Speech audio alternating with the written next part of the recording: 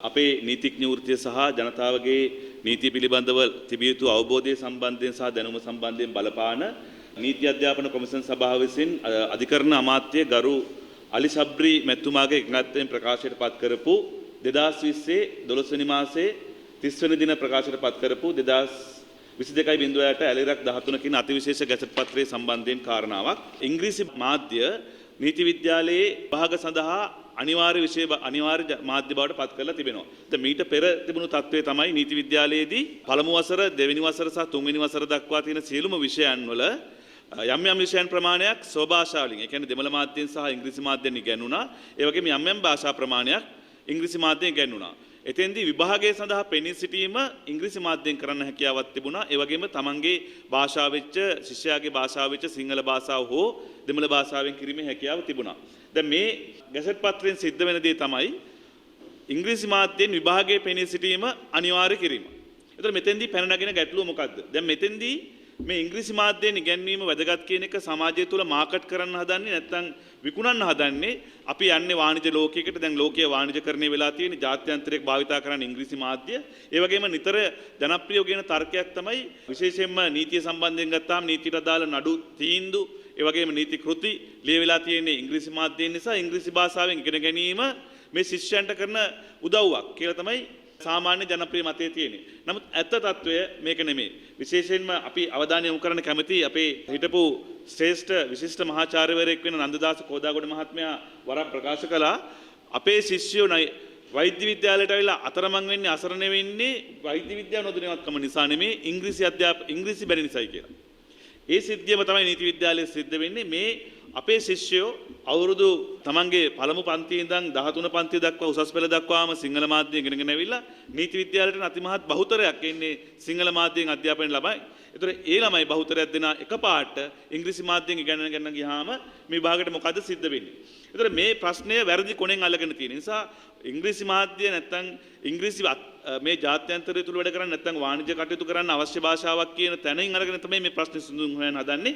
අපි කියන්නේ මේක වැරදි තැනින් අල්ලගත්ත ප්‍රශ්නයක්. මේකෙන්දි වැදගත්ම ප්‍රශ්නේ වෙන්නේ මේ රටේ බහුතර ජනතාවක් වන සිංහල ජනතාවගේ අයිතිවාසිකම් වලට මොකද සිද්ධ වෙන්නේ කියන නිසා.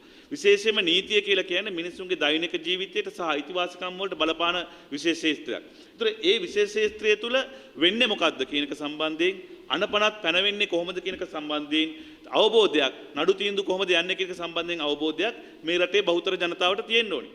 විශේෂයෙන්ම ආණ්ඩුක්‍රම ව්‍යවස්ථාවේ ඉතා පැහැදිලිව කියලා තියෙනවා මේ රටේ ආණ්ඩුක්‍රම ව්‍යවස්ථාව 24 වෙනි වගන්තිය ඉතා පැහැදිලිව කියලා තියෙනවා මේ රටේ අධිකරණවල භාෂාව සිංහල සහ දෙමළ විය යුතුයි. දැන් මෙතන ප්‍රශ්නයක් තියෙනවා අපේ රටේ රාජ්‍ය භාෂාව මොකක්ද? අපේ රටේ රාජ්‍ය භාෂාව තමයි සිංහල. දෙමළද රාජ්‍ය භාෂාවක් වන්නේ කියලා තියෙන්නේ. ඒ වගේ අපේ රටේ පරිපාලන භාෂාව මොකක්ද? සිංහල. දෙමළද පරිපාලන භාෂාවක් වන්නේ කියලා තියෙනවා. දැන් මෙතෙන්දී පැන නගින ප්‍රශ්නේ තමයි අපේ රටේ මිනිස්සුන්ට අධිකරණය වෙන්නේ මොකද්ද කියලා දැනගන්න තියෙන අයිතිය මොකද්ද? විශේෂයෙන්ම ශ්‍රේෂ්ඨාධිකරණය, අභියාචනාධිකරණය වගේ තැන්වලට ගියාට පස්සේ පහුගිය කාලය තුළ ලොකු ප්‍රශ්නයක් ඇති වුණා.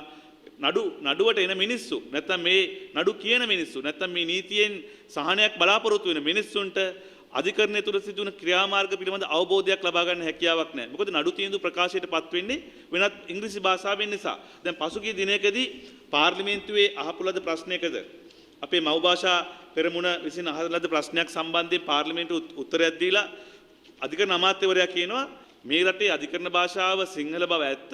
හැබැයි සමහරක් නීතිඥවරු බොහෝමයක් නීතිඥවරු ඉංග්‍රීසියෙන් තමන්ගේ ඉදිරිපත් කිරීම කරන. හැබැයි සිංහලෙන් ඉදිරිපත් කරන නීතිඥවරුත් ඉන්නවා. නඩු තීන්දුව සිංහලෙන් දෙන්න ගියොත් එහෙම නඩු තීන්දුව සම්බන්ධයෙන් දැනටමත් පැනලාගෙන තියෙන ප්‍රමාදය තව දුරටත් උග්‍ර වෙන්න පුළුවන් කියලා. ඒතර එතුමා කියන්නේ අපි ඒ ගැන සලකා බලන්න. නඩු තීන්දුව සිංහලෙන් දෙන්න පුළුවන්ද කියලා. තමන්ට බලපවත්වන නීතිය මොකද්ද?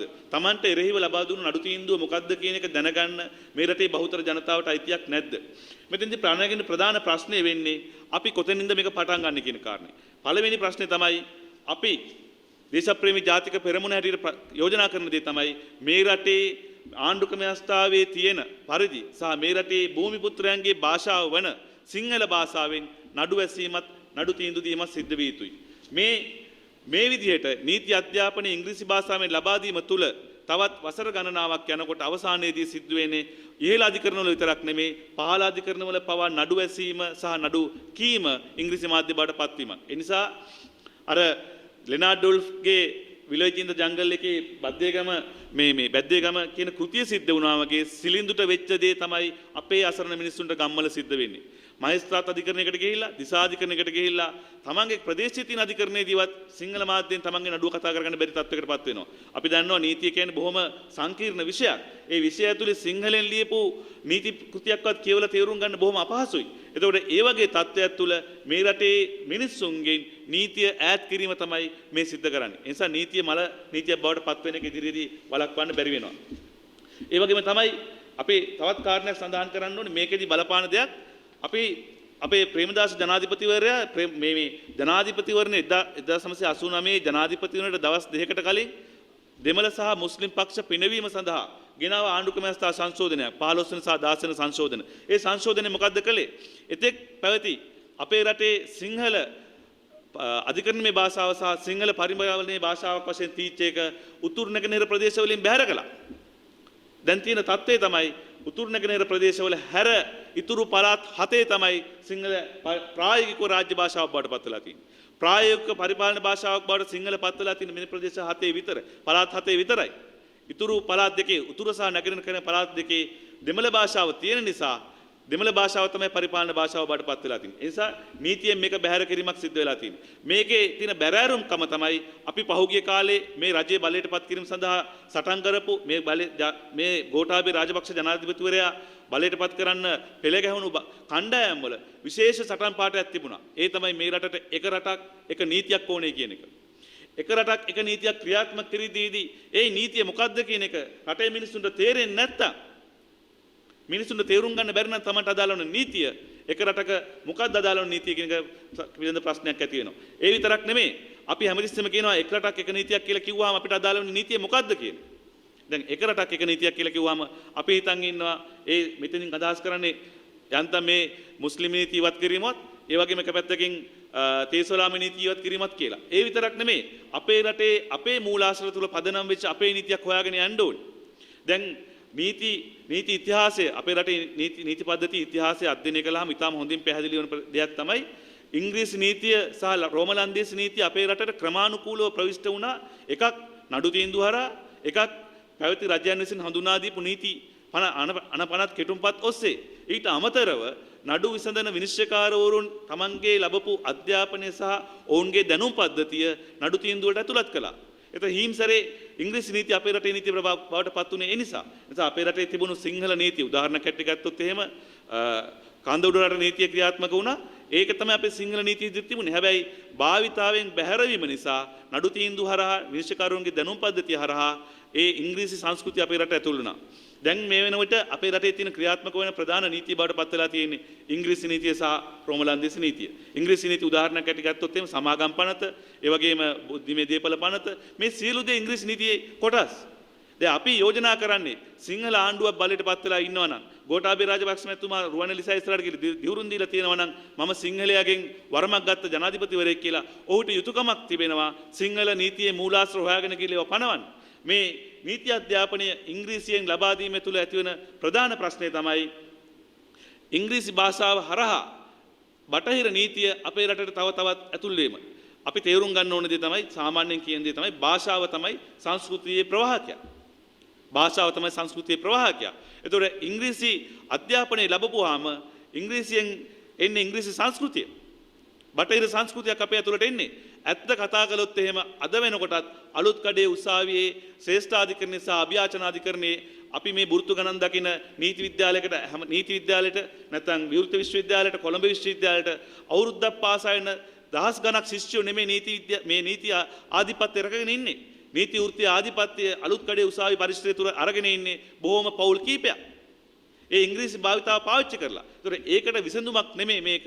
ඒ විසඳුම ලබාගත යුත්තේ නීති පද්ධතිය. උසාවිය වල මේ ආණ්ඩුක්‍රම ව්‍යවස්ථාවේ කියන ආකාරයට ශ්‍රේෂ්ඨාධිකරණේ නඩු අහන එක, ඉදිරිපත් කිරීම කරන එක, නඩු තීන්දුව ලබා දෙන එක සහ නීතිය කියන එක සම්පූර්ණයෙන්ම ස්වභාෂාවෙන් ඉදිරිපත් කිරීමෙන් පමණයි මේ ප්‍රශ්නේ විසඳුමක් හොයන්න හම්බ වෙන්නේ. නිසා අපේ දේශප්‍රේමී ජාතික පෙරමුණ හැටියට මේ ගැසට් පත්‍රයට විරෝධතාවය ප්‍රකාශ කර සිටිනවා. ඒ වගේම ආණ්ඩුක්‍රම ව්‍යවස්ථාවේ සඳහන් වෙලා තිබෙන අධ්‍යාපනයේ ලබන්න අපිට තියෙන අයිතිය ස්වභාෂාවෙන් ලබන්න තියෙන අයිතිය ආරක්ෂා කළ යුතුයි කියනවා. ඒ නිසා මේ ගැසට් පත්‍රය වහාම අකුලාගෙන ශිෂ්‍යයාට Tamanගේ ස්වභාෂාවෙන් නීති අධ්‍යාපනය ලබන්න තියෙන අයිතිය ආරක්ෂා කළ යුතුයි. ඒ වගේම රජය වහා මැදිහත් වෙලා අපේ නීති මූලාශ්‍ර වලට ගිහිල්ලා අපේ රටේ නියම නීතිය බලගැනීම සඳහා කටයුතු කරගෙන අපි දේශප්‍රේම ජාතික ව්‍යාපාර හැටි කියනවා. මෙච්චර කල් කැලෑ පොජ්ජර වෙලා හිටපු මංගච්ඡකෙන් හිටපු අපේ වැඩි ජනතාව අවසානයේදී සිද්ධ වුණා උසාවියට ඇවිල්ලා තමන්ගේ නිජ භූමිය තමන්ගේ කැලේ අයිතිවාසිකම ආරක්ෂා කරගන්න. ඒකට හේතු වුණේ මොකද්ද?